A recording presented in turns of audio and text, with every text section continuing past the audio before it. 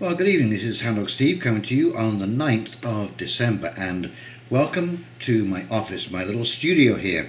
I hope you're all well, and I want to thank you all very much for joining me this evening for the first of hopefully 2 videos. And what I want to do this evening is connect 5 dots together as to why you should be extremely concerned about the direction that China and its philosophy, its industry, manufacturing is taking. It is truly awesome, some of the things that are happening in China right now, and I don't mean in a good way. And I think this could easily be a template working out all of the bugs. Anyway, listen, I'm going to go to the computer so we can talk about some of these stories, and I think that once you've seen them, you'll be as concerned as I am.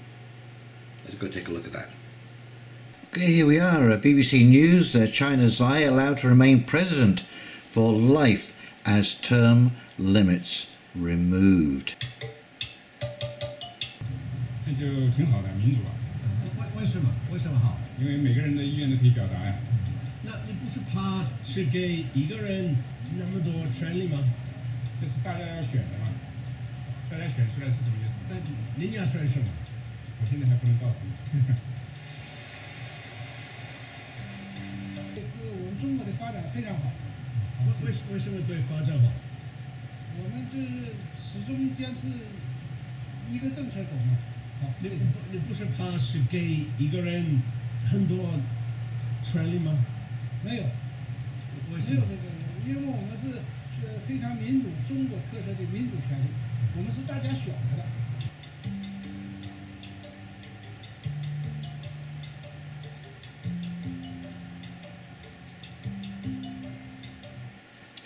Okay, so here we go. China has approved the removal of the 2-term limit on the presidency, effectively allowing Xi Jinping to remain in power for life. Okay, for life. And this is what he had to say. This is the South China Morning Post. Unifying minds, President Xi Jinping makes ideological rallying call to China's Communist Party propaganda cadres. We should adhere to the correct political direction, strengthen propaganda and ideology work to tighten, unify the ideals and faith, the values and ideas and the morals and ethics of all our people, to make greater contributions to the cause of the party and the country. But this is the important part. But in a subtle rebuttal of the criticism and an apparent attempt to stop the debate, Xi told the conference that the party's work on propaganda and ideology in the past 5 years had been completely correct, and that the party's propagandists and ideologists were completely trustworthy. Sing for the new era, Chinese journalists told to spread the word on Xi Jinping's ideology. He also vowed to strengthen the party's control over propaganda and ideology, and repeated the need to promote Marxism, ensure correct guidance of public opinion, and improve China's image and cultural influence abroad. Correct guidance of public opinion. So here we are. China's chilling social credit system is straight out of dystopian sci-fi, and it's already switched on. This is 20th September 2018.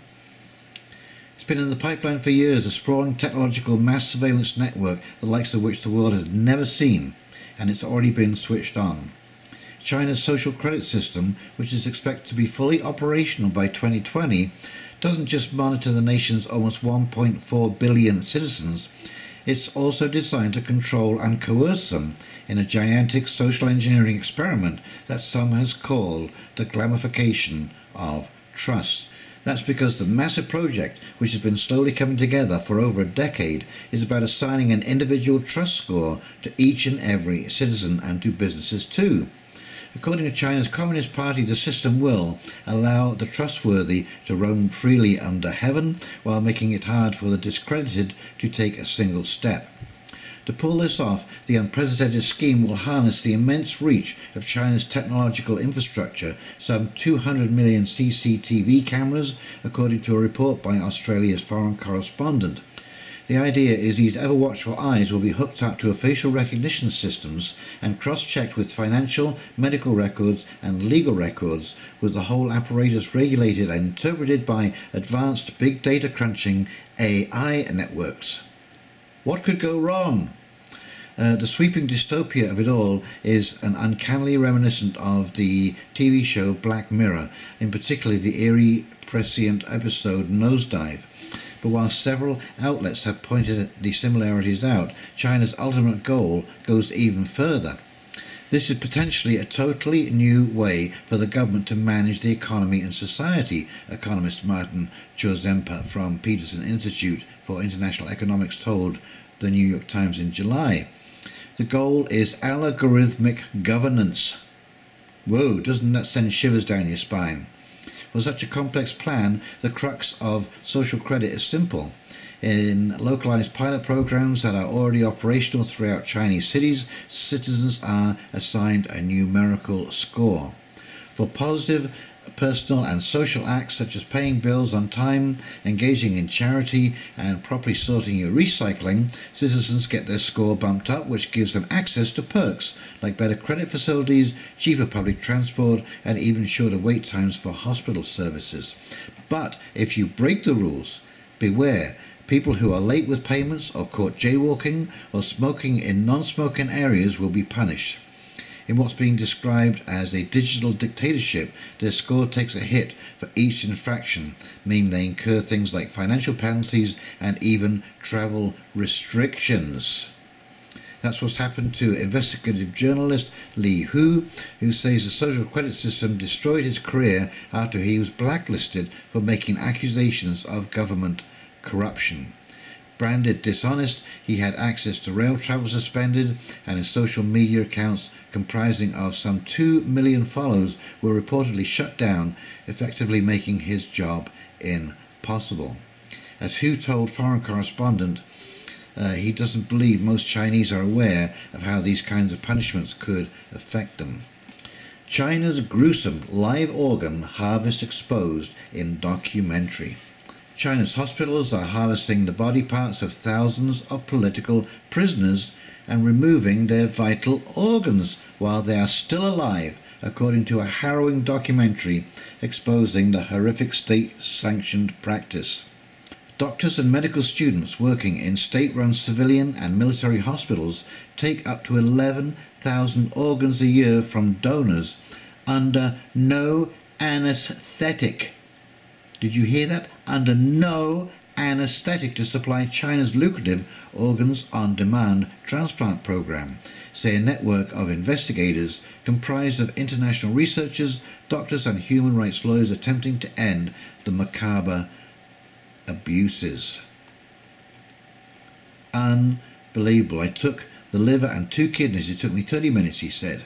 A former Chinese hospital worker and doctor's wife whose identity was withheld told Li that her husband had removed the corneas of 2,000 people. They removed the corneas of 2,000 people whilst they were still alive and without anesthetic. And the last part of this little puzzle. Chinese scientist claims to use CRISPR to make first genetically edited babies. The researcher, He Jiankui, offered no evidence or data to back up his assertions. If true, some fear the feat could open the door to designer babies. Okay, so what they did was, the researcher He Jiankui said that he had altered a gene in the embryos before having them implanted in the mother's womb, with the goal of making the babies resistant to the infection with HIV. He has not published the research in any journal and did not share any evidence or data that definitely proved he had done it. But his previous work is known to many experts in the field who said, many with alarm, that it was entirely possible he had.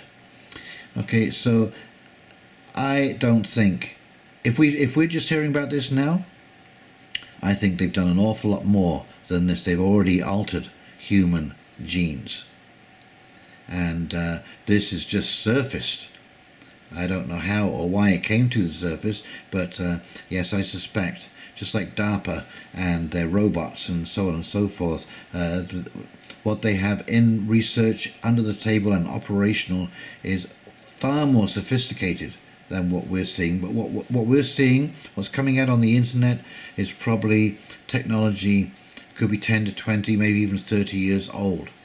They're that far advanced. So you tie all these stories together: a dictator who remains in office for his whole lifetime, a social credit system that can basically completely excommunicate any citizen, and nobody is going to question that. Could be sent to live organ transplants, could be used in slave labor by the government, or could be used in genetic experiments. There you go. Be afraid. Be very, very afraid. So you don't have to be a rocket scientist to really connect these dots when you see that you have a president who is essentially an emperor now, and that you have complete control over people's lives. You can take away their very means of existence through the social credit system. And well, next thing you know, you're going off for transplants, or as some kind of experiment in some gene splitting CRISPR dystopian nightmare future, and you have no control over that, and nobody is going to ask where you have gone, because if you inquire, guess what? You are going to lose points on your social credit, and so you will now be at risk of losing some of those privileges. And it's amazing how quickly people will fall in line once you have a few people disappearing. And I remember way back in my past, I volunteered to teach English as a second language to the Vietnamese boat people. And it was interesting because once they'd learned to speak English, because we had some conversations about what happened. And, you know, one of the first things, the communists grabbed all of the university professors, leading citizens, people who were beyond reproach. And this was to put the fear of God into the population. And it worked very, very well. So, as I said, I think this is a template. I think that where we really have to be concerned here is that you have total government control over the manufacturing and exporting of just about every piece of electronic equipment that there is on the market today. And if they don't make the main product, then they make a knockoff product. And who's to say what back doors are in there? And, you know, who is not going to purchase an iPhone knockoff for $200 when an iPhone is costing anywhere from $800 to $1,000? So there you go. And then now we have this embedded technology. We have no idea what it is, where it is. It could be so well hidden. It could be just a little doorway, a little open and shut doorway that allows an algorithm to pass through into your phone when they decide to send that algorithm. And what that algorithm could do, who knows? Could be a tracker, could be watching or monitoring all your phone calls. Well, they already are monitoring all your phone calls, but it could be specific, may keep your phone live all the time. Who knows? We are in a very bizarre kind of world right now, and because it's being run by algorithms, you see, the trouble with an algorithm is it doesn't understand context. It just sees the word that is banned, and the whole thing is gone, regardless. So yes, we are heading towards a very strange future unless we all collectively wake up and say no to this dystopian nightmare that is approaching.